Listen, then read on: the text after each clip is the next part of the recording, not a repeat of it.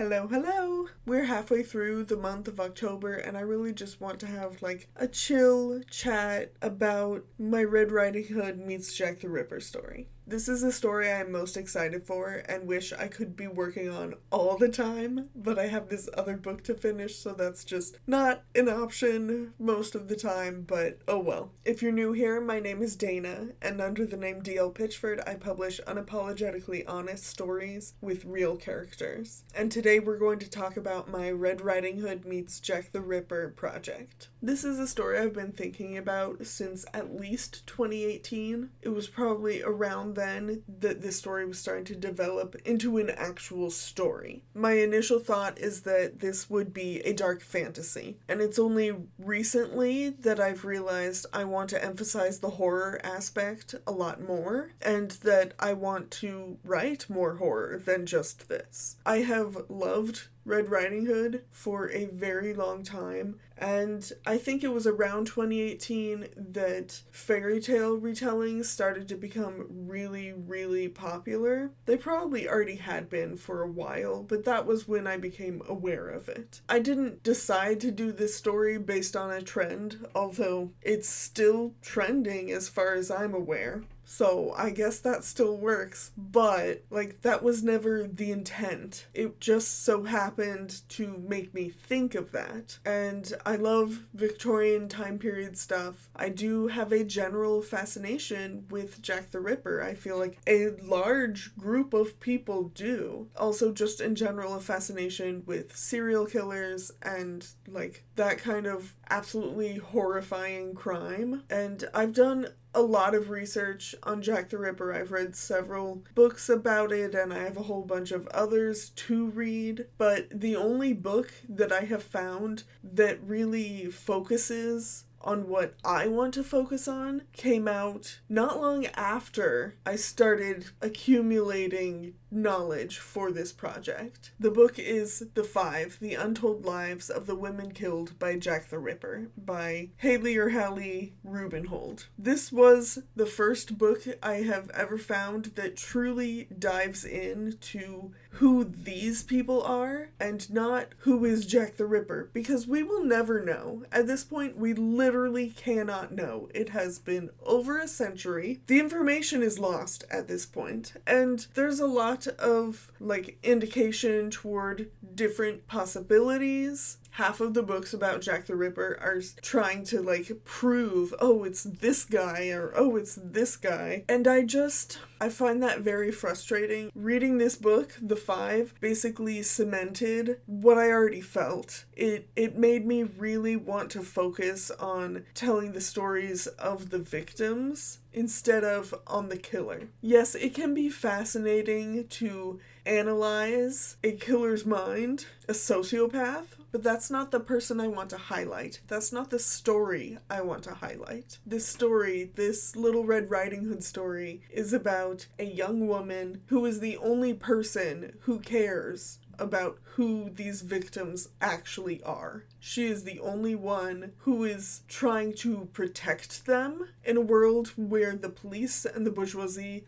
just want to keep themselves safe. My main character is the only one who is intentionally going out to keep all of these people safe. She wants to figure out who the murderer is, not to protect herself, but to bring justice for the sake of the women who were killed. There's nothing inherently sexual about Jack the Ripper. He very specifically did not do anything of that nature, but the story of Red Riding Hood is inherently sexual. Fairy tales and folktales are also called old wives' tales, and there's a reason for that. These kinds of stories were specifically shared orally, mostly women sharing with other women, with young girls. All of these stories before the Grimm brothers and Perrault and Hans Christian Andersen and all of the men that went around collecting these stories, these were stories by women and for women. But naturally, when these stories started to be written down, that was done by men. The versions that most people know are extremely sanitized. And that's partially because there's a long history of fairy tales being sanitized, and it just gets worse and worse and worse as the stories progress. Because what is the most well-known version of most fairy tales? They're Disney versions. And the Disney versions are all super pro-capitalism, pro-elite, pro-marriage. The girls are saved by marrying a prince or a prince saving them. Occasionally you have a situation like Aladdin where the girl is the royalty and he becomes royalty by marrying her. But most of the time, what saves the girl is marrying into royalty, and it is a man. And then if you go back to the Grimm versions and Perrault and all of those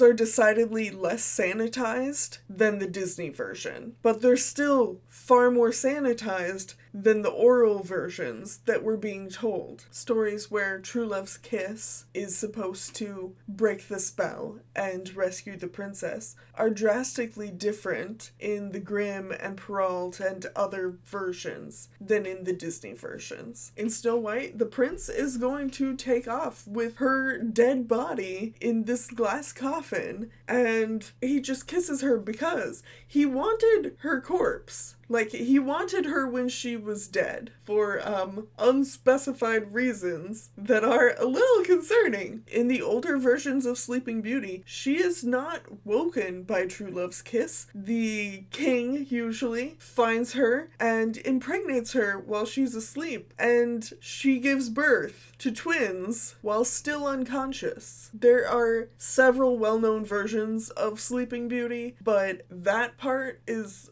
pretty common in the older ones. That is a large aspect. It is the Grimm's version that changed it to just being a kiss. Fairy tales often deal with the exploration and exploitation of women's sexuality, and Red Riding Hood is no different. I am going to read. This is the Borzoi book of French folk tales. This is the oldest version of Red Riding Hood to our knowledge, the oldest version we can find. This is called The Story of Grandmother. There was once a woman who had some bread, and she said to her daughter, "You are going to carry a hot loaf and a bottle of milk to your grandmother." The little girl departed. At the crossroads, she met the Bazoo, who said to her, "Where are you going?" "I'm taking a hot loaf and a bottle of milk to my grandmother." "What road are you taking?" said the Bazoo. "The Needles Road or the Pins Road?" "The Needles Road," said the little girl. "Well, I shall take the Pins Road." The little girl enjoyed herself picking up needles. Meanwhile, the Bazoo arrived at her grandmother's, killed her, put some of her flesh in the pantry and a bottle of her blood on the shelf. The little girl arrived and knocked at the door. "Push the door," said the Bazoo. "It's closed with a wet straw." "Hello, grandmother. I'm bringing you a hot loaf and a bottle of milk." "Put them in the pantry. You eat the meat that's in it and drink a bottle of wine that is on the shelf." As she ate, there was a little cat that said, "A slut is she who eats the flesh and drinks the blood of her grandmother." "Undress, my child," said the Bazoo, "and come and sleep beside me." "Where should I put my apron?" "Throw it in the fire, my child. You don't need it anymore." And she asked where to put all the other garments, the bodice, the dress, the skirt, and the hose, and the wolf replied, "Throw them in the fire, my child. You will need them no more." "Oh, grandmother, how hairy you are." "It's to keep me warmer, my child." "Oh, grandmother, those long nails you have." "It's to scratch me better, my child." "Oh, grandmother, those big shoulders that you have." "All the better to carry kindling from the woods, my child." "Oh, grandmother, those big ears you have." "All the better to hear you with, my child." "Oh, grandmother, that big mouth you have." "All the better to eat you with, my child." "Oh, grandmother, I need to go outside to relieve myself." "Do it in the bed, my child." "No, grandmother, I want to go outside." "All right, but don't stay long." The Bazoo tied a woolen thread to her foot and let her go out, and when the little girl was outside, she tied the end of the string to a big plum tree in the yard. The Bazoo got impatient and said, "Are you making cables?" When he became aware that no one answered him, he jumped out of bed and saw that the little girl had escaped. He followed her, but he arrived at her house just at the moment she was safely inside. That sure is a story. There is some accompanying artwork. There's a footnote where it says, I asked the storyteller, what's a bazoo? He replied, it's like the brew or guru, werewolf. In the modern French form is loup-garou. But in this story, I have never heard anything except bazoo. In this version, the wolf is explicitly a werewolf. So it has always fascinated me that that is not the case in basically any other version. So there are some very interesting things in here. The wolf is forcing her to unknowingly eat the flesh and blood of her grandmother. That's something. And then he has her take off literally all of her clothing and burn them so she can't wear anything, and tells her to get into the bed with him. The implication is pretty obvious in this version, and you really cannot talk about Red Riding Hood without talking about sex and sexuality, and you certainly can't talk about it without talking about sexual assault. Yes, you can, shorten that down to don't trust everyone you meet, because even if they're nice, that doesn't mean they're a good person, but the older versions of this story are so much more explicitly talking about sexual assault that it is disingenuous not to discuss it or to let it inform whatever project you're working on. The story of Little Red Riding Hood is also one of the reasons that scholars realized women weren't always punished in fairy tales. For a long time, we have generally assumed that the versions that are in Perrault or Grimm's are typical, but different versions of this Red Riding Hood story have been found all around the world, shared in oral traditions, and spread from woman to woman. And there are themes of the cannibalism and the sexuality and all of that sort of stuff is in there, but the most important thing that they all have in common is that she escapes. She escapes on her own. She does not need help from a man. She does not need saved. She uses her smarts and she escapes. That is one of the most important factors. And finding all of these different versions around the whole world, and they all have her saving herself in common, and these predate Perrault and Grimm and any written version. It really changed how people saw this fairy tale in particular, but also the role of women in all fairy tales and folk tales. Stories about men usually follow the hero's journey. That has been around for a very, very long time. Even the story of Jesus follows the hero's journey. But so often, for women, the stereotypical journey that these characters follow is being trapped in stasis and waiting for rescue. So the discovery of these older versions of Red Riding Hood and older versions of other fairy tales from before they were written down by men, it demonstrates that a woman's story can be darker and more interesting, and she can take care of it on her own, and that those were the sorts of stories that were being told by women and for women before these stories were taken by men and changed into a version that punishes the women. I do want to read this section from this book. Yet the grandmother's tale follows a pattern similar to that of the mythic hero's wisdom journey. Might the lesson of her tale, a coming of age, represented by a test of self-reliance or even heroism, be the same? In fact, this oral ancestor of Red Riding Hood contains the classic signs and symbols that might support this interpretation. A girl leaves home, heading into the dark area of the forest, beyond the boundaries of society, where danger in all forms, physical, spiritual, and sexual, lurks. She must choose a path of pins or needles, the tools and symbols that appear in female initiation rites around the world, and in particular in France, where sending a young girl to apprentice with the seamstress for a year or so was, according to one scholar, a bit like sending her to finishing school, and carried a sense of sexual maturation. The girl meets a bazoo, which some scholars interpret as a nefarious sexual encounter. The bazoo might be a male figure, it might also be an ogress, the symbol of maternal oppression,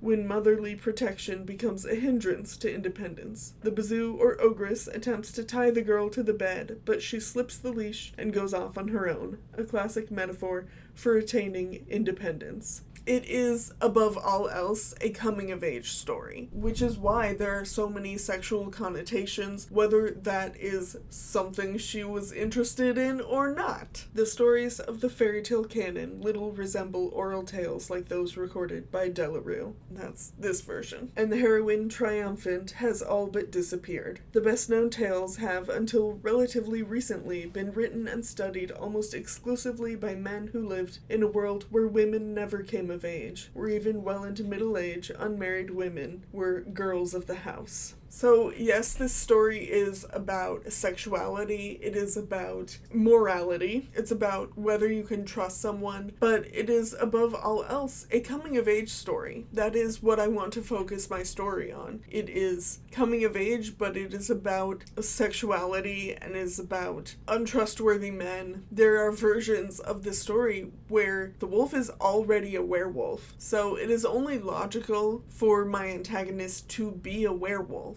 And therefore, Red Riding Hood is a werewolf hunter, because she's trying not just to save herself, but to save all the other girls that this wolf wants to devour. So most of that is the background. Like, that is the history of Little Red Riding Hood. We can go way more in depth comparing and contrasting the different versions, and I intend to in the future in a different video. But that's a really short history of the different versions of Red Riding Hood and like how the story came to be. There are a lot of different ways we can interpret the meaning, but above all, it is a coming-of-age story. These are the two Red Riding Hood analysis books that I have. Little Red Riding Hood Uncloaked, Sex, Morality, and the Evolution of a Fairy Tale by Catherine Orenstein, and The Trials and Tribulations of Little Red Riding Hood by Jack Sipes. This one is especially interesting. The beginning of this is a discussion of a lot of the stuff that I've been talking about, and then it goes into a bunch of different versions. So this has honestly an insane amount of versions, and it has them in chronological order. The oldest version is the Peralta version, but he does specifically reference the story of grandmother early on. So there's basically an article analyzing everything for like the first 80 pages,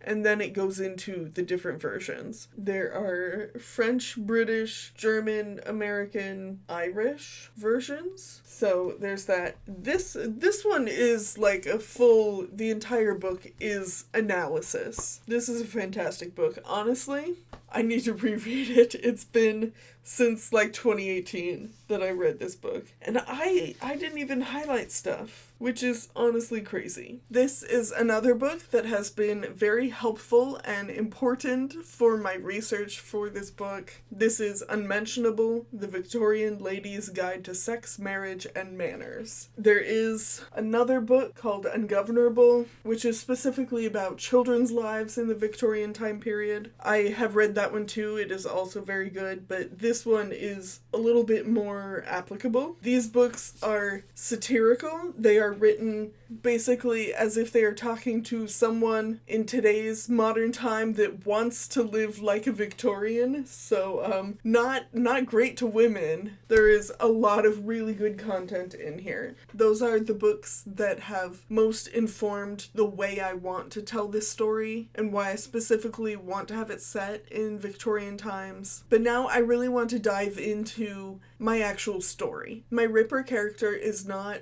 explicitly Jack the Ripper. It is heavily implied. The murderer gets dubbed the Beast because it looks like animal attacks. They look like these women were ravaged. And both meanings apply there, even if I mostly mean one and not the other. My main character, my Red Riding Hood, is named Agatha Current. Current is spelled with an A because it's specifically a reference to currant berries, which are typically like a very bright red. There are other colors, there are black currants, and I believe there are also like clear currants, but it's mostly associated with red. And the story starts with her coming of age, because this is a coming of age story, not intended for children. She's a middle-class young woman who is a little too open and earnest, and what's the opposite of soft-spoken? Because that's her. She has strong opinions. She is boisterous, she is loud, she's maybe a little callous, and a little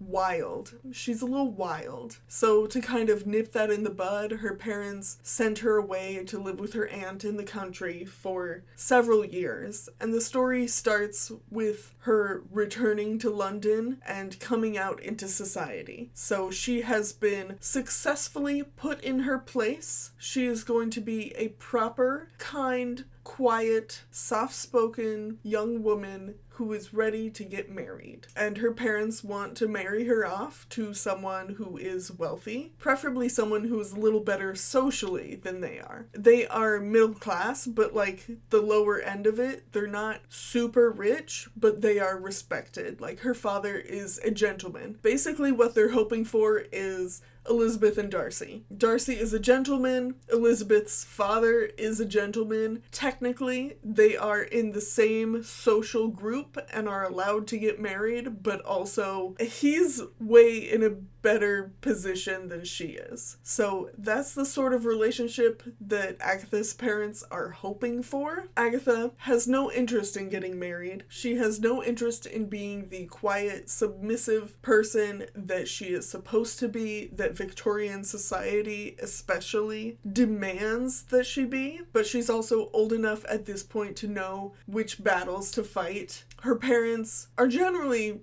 not great. They care about her in the same way that Mrs. Bennet cares about her kids. She wants them to be in a good financial and social situation. She wants the best for them. Agatha's parents also want the best for her. They just don't agree with Agatha on what the best for her is, because what Agatha wants more than anything is freedom. She wants to do whatever her heart desires. She does not want to be chained up to a man and a fancy home. She wants to be free. And her grandmother is the only person who really sees that, who recognizes that in her, and encourages it. Her grandmother they're very similar in temperaments, but her grandmother got married, and she gave up a bunch of her freedoms to be a wife and a mother, and now she's a grandmother, and she, to an extent, has some of those freedoms back, partially because her husband is gone. She just has her children. She's now in a position where her son is basically managing her affairs and telling her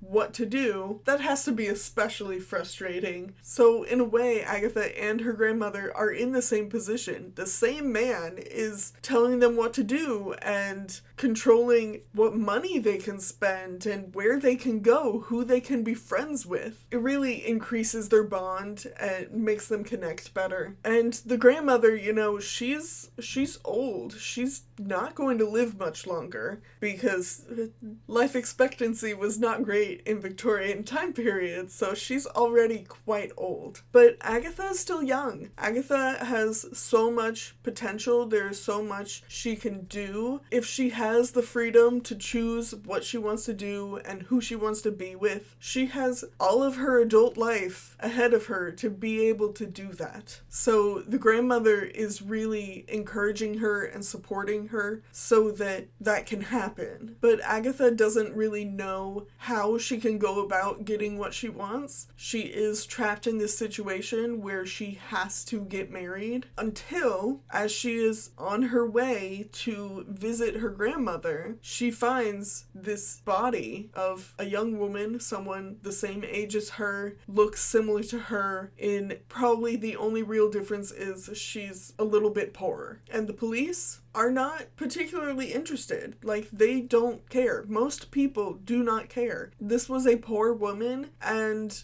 especially in Victorian time periods, if you didn't have money, you didn't matter. In a lot of ways, that is still true, but it was especially true then. And because of the similar ages and appearances, Agatha connects to her a lot, like very immediately. And she's really upset when she realizes that this girl doesn't matter to anyone. No one is bothering to really figure out who this girl is, why she was killed, and who did it until there's another one, until there's a pattern. And that specifically means that other people are in danger. No one cares about these girls that are dead. They care about the potential, which is to an extent very human. It can be difficult to worry about other people that you don't even know. But as soon as something affects you personally, or it could be you, you get a lot more involved. That's a very human trait, but the wealth and social class aspect is also a really important part of this.